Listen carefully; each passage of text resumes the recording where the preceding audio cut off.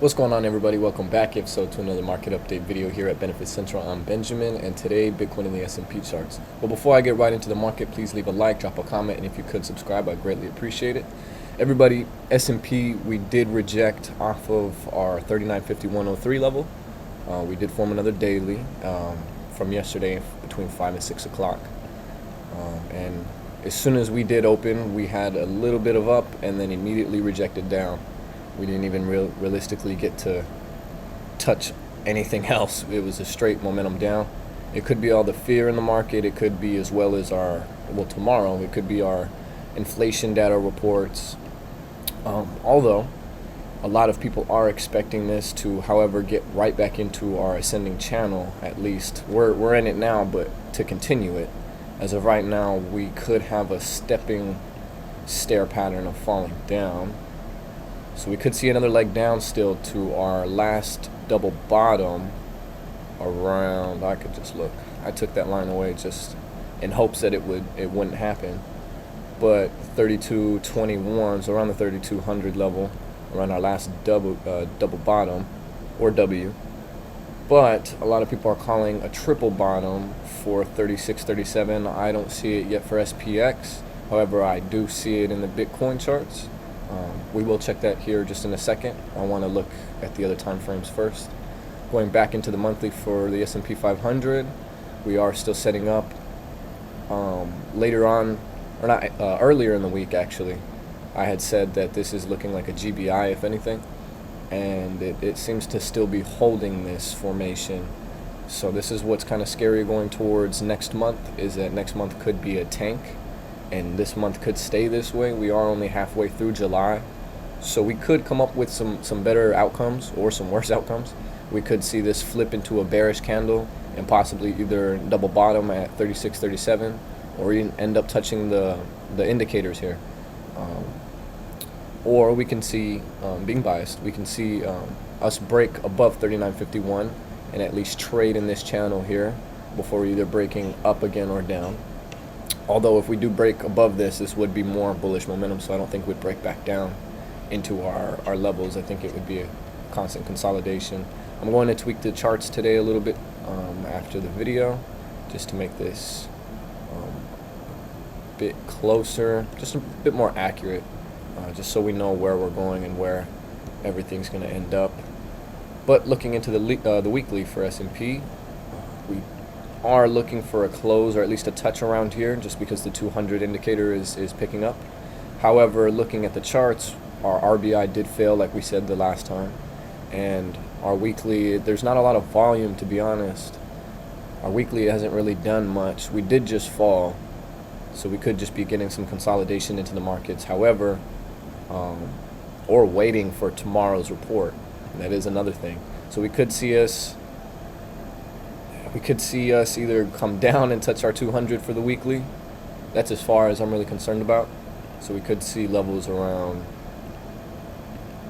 3,500. And if not, we could break out and back into our indicators, and it would just be around 41, I believe. 41,137.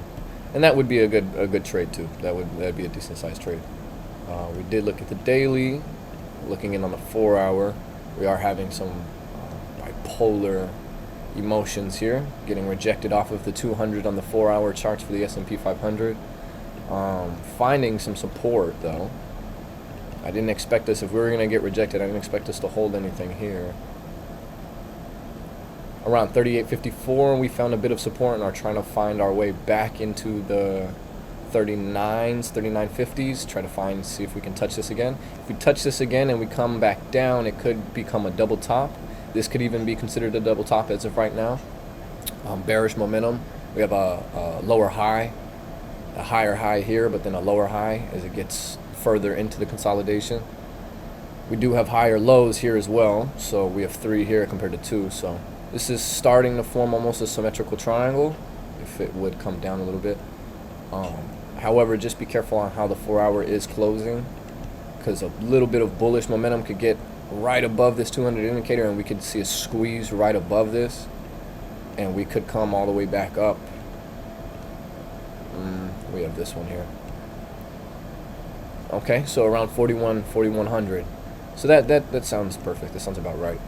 And you guys will see what I'm talking about looking into the Bitcoin charts here on why this is correlating so well.